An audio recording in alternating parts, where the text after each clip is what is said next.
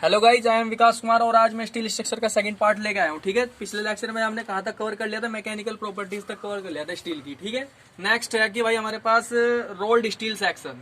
Next heading कौन सी होगी? Rolled steel section. Rolled steel section कौन से होते हैं? जिन्हें हम भाई ढाल के, मतलब जैसे कोई मेरे पास मटेरियल है, ठीक है, स्टील का, तो उन्हें शेप देना, मतलब किसी चीज की शेप देना, जैसे एंगल सेक्शन की शेप देना, ठीक है, चैनल सेक्शन की शेप देना, तो इन सब को क्या बोलते हैं? रोल्ड स्टील सेक्शन बोलते हैं भाई। तो ये चीज रखना, याद रखना कि भाई रोल्ड स्टील सेक्शन के लिए आईएस कोड 808 यूज किया जाता है भाई। ये पेपर में आ रखा तुम्हारे जेईई बहुत बार। ठीक है, तो देखो पहली चीज क्या होती है, ये बहुत प्रकार की रोल्ड जो स्टील सेक्शन होते हैं ना, वो 5-6 प्रकार के होते हैं। ठीक है, जैसे पहला कौन सा हो गया? Rolled steel beam. Rolled steel beam, तो रोल्ड स्टील बीम भी भाई 5 प्रकार की होती है। ठीक है, जैसे कौन सी? ISJB। ISJB इसका फुल फॉर्म क्या होता है? Indian standard junior beam. इसका फुल फॉर्म क्या होती है? Indian standard junior beam. ठीक है भाई, वो बाद में बताऊंगा आपको। ठीक है, दूसरी कौन सी होती है भाई? ISHB। ISHB मतलब Indian standard heavy weight beam. ठीक है, इसका मतलब क्या आता है? Indian standard heavy weight beam. तीसरी कौन सी होती है? ISMB। इसकी फुल फॉर्म क्या होती है? Indian standard medium wait beam. भाई कभी कभी भाई पेपर में तुम्हारे क्या होता है? इनकी फुल फॉर्म आ जाती है। ठीक है, तो इनकी फुल फॉर्म आपको याद रखनी है। ठीक है, अच्छे से। नेक्स्ट चौथी कौन सी होती है भाई? ISLB। इसकी फुल फॉर्म क्या होती है? Indian standard light weight beam हो गया भाई।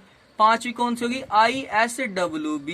इसका फुल फॉर्म क्या होगी? Indian standard wide flange beam. Wide flange beam, wide मतलब चौड़ी। ठीक है, तो भाई तुम्हारे जेईई के पेपर में एक क्वेश्चन आ रखा था कि ये पूछ रखा था कि रोल्ड स्टील बीम कितने प्रकार की होती है? तो कितने प्रकार की होगी भाई? 1 2 3 4 5। तो कितने प्रकार की होगी भाई? 5 प्रकार की हो गई।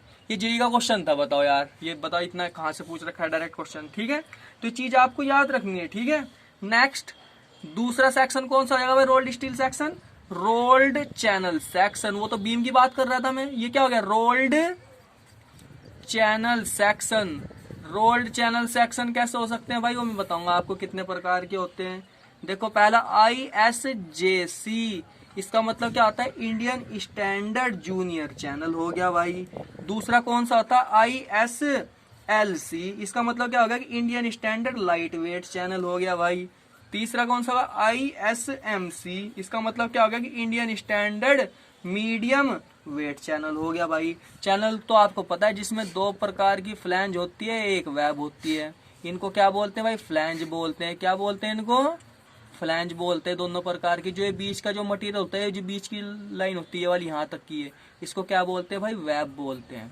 ठीक है, अगर किसी ने भाई आपको कह दिया कि ISJC 300, तो इसका मतलब क्या है? कि जो चैनल की जो टोटल डेप्थ है ना भाई 300 mm है भाई। यही पूछ रखा था कि ये जो बीच में पीछे रख के लिख के रखते हैं ना, डिजिट लिख के रखते हैं, ये किसको शो करता है?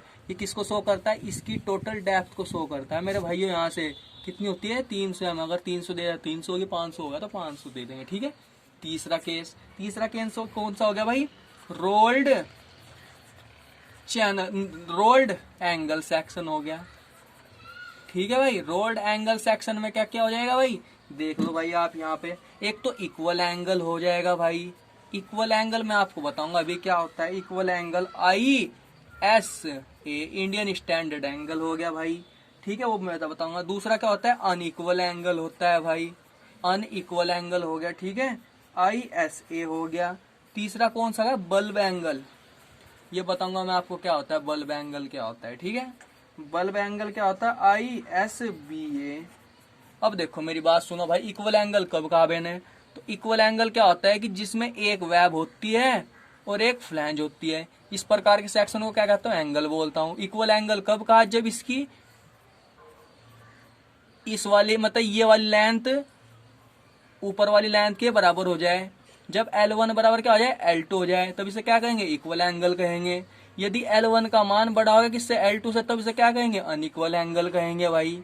ठीक है, बल्ब एंगल किसे कहेंगे? बल्ब एंगल क्या होता है? कि देखो बल्ब की तरह ना, जो ये ऊपर वाली जो होती है ना, इसमें थोड़ा आगे की ओर निकला रहता है भाई, थोड़ा सा, मतलब कंप्लीट इसके बराबर नहीं होता, मतलब हल्का सा वो निकलता रहता है, मतलब थोड़ा बाहर ना इसका जो सेक्शन होता है बल्ब टाइप का होता है, इसलिए क्या कह दिया सब बल्ब एंगल कह दिया भाई इसको। ठीक है, तो चीज आपको याद रखनी है। ठीक है, जो इसमें ये जो L1 है ना ये, और ये L2 होती है, इसमें क्या होता है कि जो L1 जो लेंथ होती है ना लार्जर होती है किससे, L2 से बहुत ही ज्यादा लार्जर। और भाई तुम्हारे पेपर में ये पूछ रखा था कि जो बल्ब एंगल का यूज कहाँ करते हैं, तो ध्यान रखना भाई शिप इंडस्ट्रीज में इसका बहुत ज्यादा यूज करते हैं। शिप जहाज नहीं होते क्या भाई, पानी वाले जहाज, शिप इंडस्ट्रीज में इसका बहुत ज्यादा यूज किया जाता है। ठीक है, तो ये चीज आपको याद रखनी है भाई, बहुत ज्यादा जरूरी है। ठीक है, नेक्स्ट कौन सा हो गया भाई, चौथा पार्ट कौन सा हो गया, टी सेक्शन, मतलब rolled T section. Rolled T section में क्या हो जाएगा भाई, देखो रोल्ड टी सेक्शन में देखो मेरी बात यहां सुनो भाई, रोल्ड टी सेक्शन भी भाई 5 प्रकार के होते हैं, जैसे ISJT Indian standard junior T section हो गया। दूसरा कौन सा होगा, ISLT Indian standard light weight T section हो गया। तीसरा कौन सा होगा, ISST हो गया, इसमें क्या कह दिया कि Indian standard short flange T section हो गया भाई। चौथा कौन सा होगा, ISHT, इसमें क्या कह दिया कि भाई Indian standard heavy weight T section हो गया। नेक्स्ट कौन सा होगा, ISNT Indian standard normal weight T section हो गया भाई।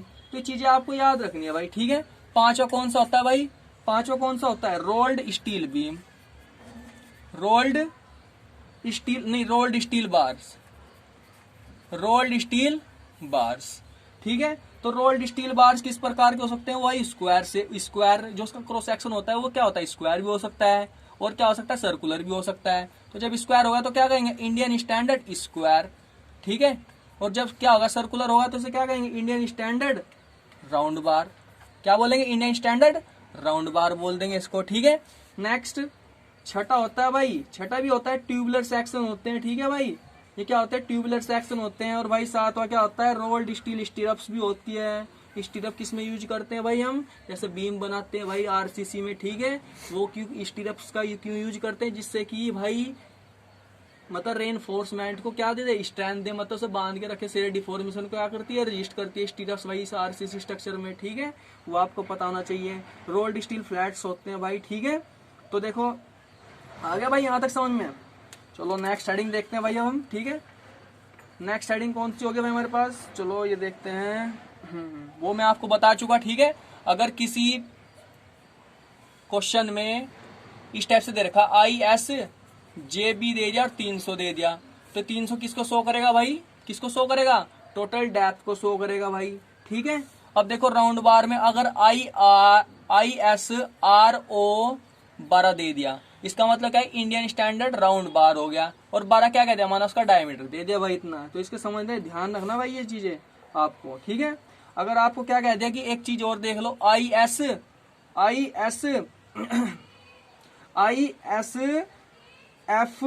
दे दिया, और यहाँ पे क्या कह दिया कि 100 गुणा 20 दे दिया, तो इसका मतलब क्या होता है कि इंडियन स्टैंडर्ड, इसका मतलब क्या बताया था भाई मैंने, ISF का इंडियन स्टैंडर्ड।